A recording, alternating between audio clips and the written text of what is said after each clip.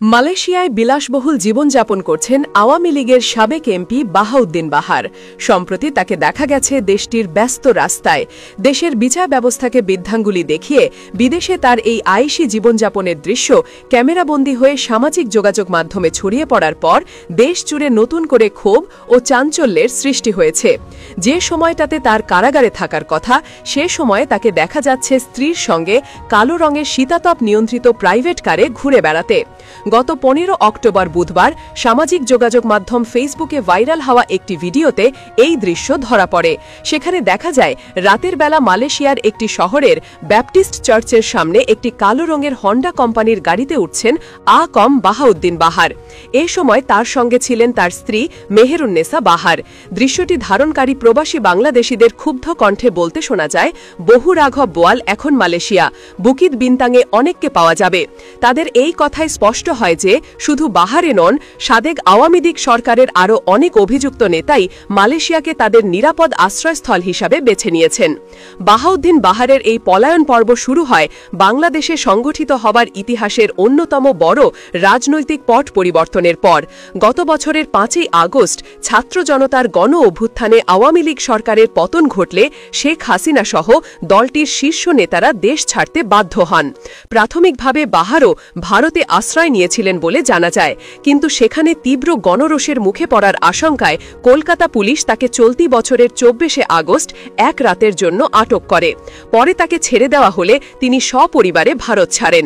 এরপর থেকেই তার অবস্থান নিয়ে নানা গুঞ্জন চলছিল। জানা গেছে বাহারের পরিবারও বিশ্বের বিভিন্ন প্রান্তে ছড়িয়ে পড়েছে। তার বড় মেয়ে ও কুমিল্লা সিটি কর্পোরেশনের সাবেক মেয়র তাহসিন বাহার সূচনা লন্ডন হয়ে বর্তমানে আমেরিকার ওয়াশিংটনে অবস্থান করছেন বলে খবর পাওয়া গেছে। তার মেজ মেয়ে আইমান বাহার পাড়ি জমিয়েছেন দুবাইতে। এক সময়ের প্রভাবশালী এই পরিবারটি এখন ক্ষমতার বৃত্ত থেকে ছিটকে পড়ে বিশ্বের বিভিন্ন দেশে পলাতক জীবনযাপন করলেও তাদের বিলাসবহুল জীবনযাপনে কোনো ভাটা পড়েনি, যা মালয়েশিয়ার এই ভিডিওতে স্পষ্ট। বাহাউদ্দিন বাহারের বিরুদ্ধে অভিযোগের তালিকা বেশ দীর্ঘ।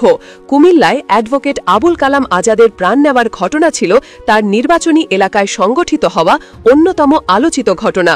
এই মামলায় কুমিল্লা সদর আসনের সাবেক এই এমপি সহ মোট ৩৫ জনের বিরুদ্ধে আদালতে চার্জশিট গৃহীত হয়েছে।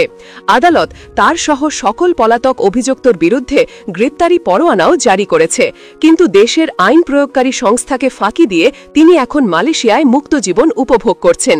বাহারের মতো নেতাদের বিদেশে এই আয়েশি জীবনযাপন প্রমাণ করে যে তারা তাদের শাসনামলে ক্ষমতার অপব্যবহার করে বিপুল পরিমাণ অর্থ বিদেশে লোপাট করেছেন। এখন সেই অর্থ দিয়েই তারা বিদেশে বিলাসী জীবন কাটাচ্ছেন এবং আইনি প্রক্রিয়াকে প্রভাবিত করার চেষ্টা করছেন। সামাজিক যোগাযোগ মাধ্যমে ছড়িয়ে পড়া ভিডিওটি দেখে সাধারণ মানুষ তীব্র প্রতিক্রিয়া ব্যক্ত করেছেন। একজন ফেসবুক ব্যবহারকারী লিখেছেন, যাদের কারণে হাজারো পরিবার নিঃস্ব হয়েছে তারা আজ বিদেশে রাজার হালে ঘুরে বেড়াচ্ছে। আরেকজন মন্তব্য করেছেন, এরাই হলো সেই রাঘব বোয়াল যারা দেশের টাকা হাতিয়ে বিদেশে সেকেন্ড হোম বানিয়েছে।